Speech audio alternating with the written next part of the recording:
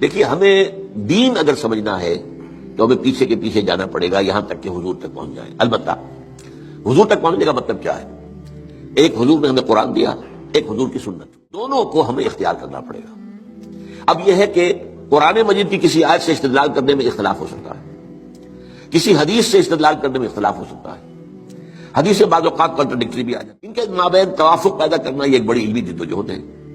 تو یہ جو انفر کرنا ہے قرآن سے اور حدیث سے، اس میں ہمارے فقہا نے اپنی زندگیاں لگائی ہیں، اور اس اعتبار سے اگر ان کو فالو کیا جا رہا ہے تو اس بنیاد پر کہ یہ قرآن اور سنت کی تعبیر ہے.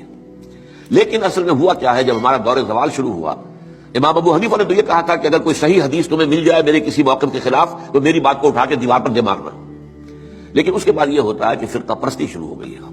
یہ فرقہ پرستی جو ہے اس نے ساری خرابی کی ہے. ورنہ ہم یہ سمجھیں، اور میں نے اس کے اوپر جو ہے ایک انٹرویو بھی میں نے حال ہی میں دیا ہے، اور میں نے یہ 20 اگست 1980 کو تقریر کی تھی علماء کنونشن کے اندر، جو ضیاء الحق صاحب کے دور میں علماء کنونشن 2-3 ہوئے تھے، ان میں سے پہلا کنونشن جو تھا اس میں میں بھی شریک تھا. اس میں میں نے تقریر کی تھی کہ ان فقہی اختلافات کا حل کیا ہے.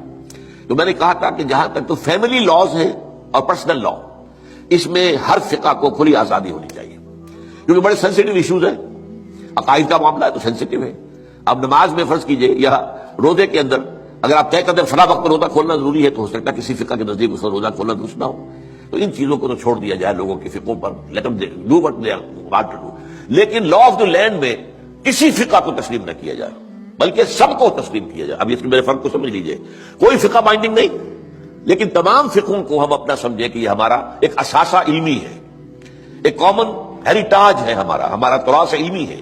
امام ابو حنیفہ نے یہ کہا، مالک نے یہ کہا، شافعی نے یہ کہا، حنبلی نے یہ کہا، امام جعفر صادق نے یہ کہا، امام زید نے یہ کہا، اور حزم نے یہ کہا، اور فلاں نے یہ کہا، بازیوں نے یہ کہا. یہ گویا کہ ہمارا ایک کامن جو ہے، یہ ہمارا اثاثہ ہے. اس سب کو سامنے رکھ کر آپ ایک نئی قانون سازی کر سکتے ہیں. تو اس حوالے سے یہ، لیکن یہ ہوگا کیسے؟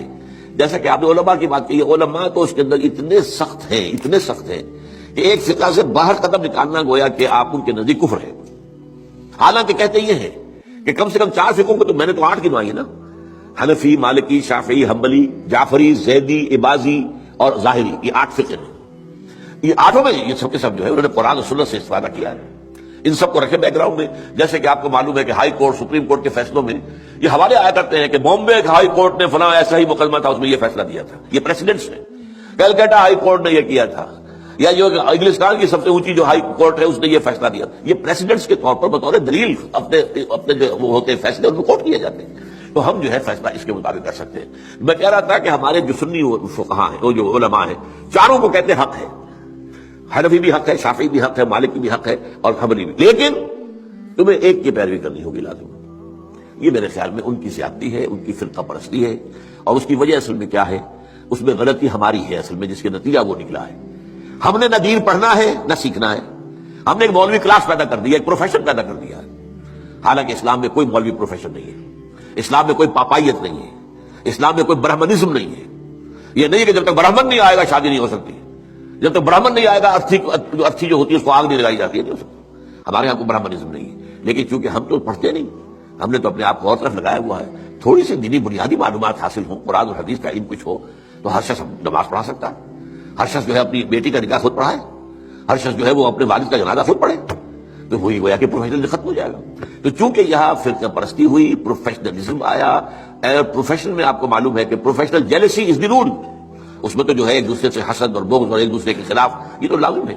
تو یہ اصل صورتحال بگڑی ہوئی ہے. اس کا علاج یہی ہے کہ آپ کمر ہمت کسے، خود قرآن اور حدیث کو پڑھے، اللہ کا نام دے اور کمر کسے. یہی کام ہم نے کیا. میں نے یہی کیا. میرا پیشہ تو نہیں تھا، میں مولوی تو نہیں تھا، میرے پاس کسی مدرسے کی سند تو نہیں ہے. 40 سال میں نے جمعہ پڑھایا ہے الحمدللہ. درس قرآن میں 50 سال سے دے رہا ہوں الحمدللہ. میرے بیٹے اب جمعہ پڑھا رہے ہیں. وہ ایک MBBS ہے ان میں سے، ایک جو ہے MA فلاسفی ہے، ایک جو ہے وہ ڈاکٹریٹ کے کورسز انہیں مکمل کر رکھے ہیں اکنامکس کے اندر. پڑھا رہے ہیں جمعہ. ان لوگ کہاں پڑھا رہے ہیں. تو یہ کام کرنا جو ہے اس کی طرف زیادہ توجہ ہونی چاہیے پازیٹیولی.